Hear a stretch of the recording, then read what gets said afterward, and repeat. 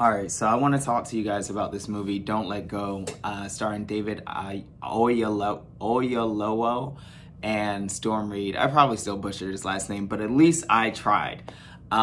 This movie was released last year in 2020 during all the havoc of 2020, but it was one of those you had to pay to access it, and it's now available on demand on HBO Max. So let's get into what this movie gave me. This movie gave me excitement. This movie gave me suspense. This movie gave me a bit of anxiety. I'm not going to lie. It was probably a good 3 minutes after the movie before I could get my nerves to chill a little.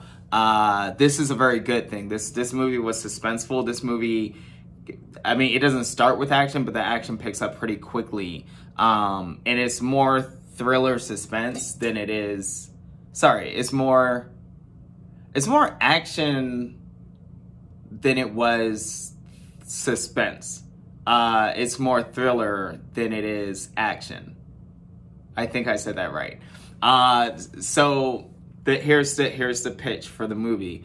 Basically, Storm Reid lives with her father and mother, and her uncle, who is a cop, played by David Oyelowo, lives nearby.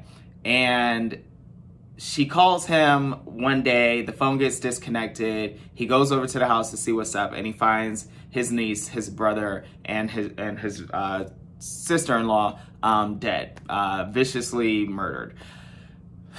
A few days after that, he gets a phone call from his niece's cell phone, and she's alive, but it's like 2 weeks in the past before the murder happened. So right there, right, you already have like this premise, cool. How is he going to get her to change the past so that way she doesn't die, right? Obviously.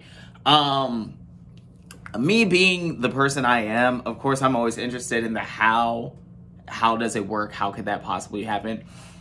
This isn't explained in this movie. However, the movie does such a good job at making you care more about the story, the suspense, and the outcome that you don't even care how this is happening. Like, who gives a shit how she's able to do it?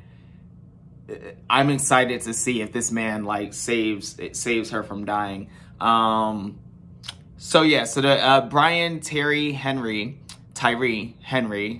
is when you're thinking of the names in your head and then have to say them. Sometimes you say them the way you're reading them, which isn't always how you say it.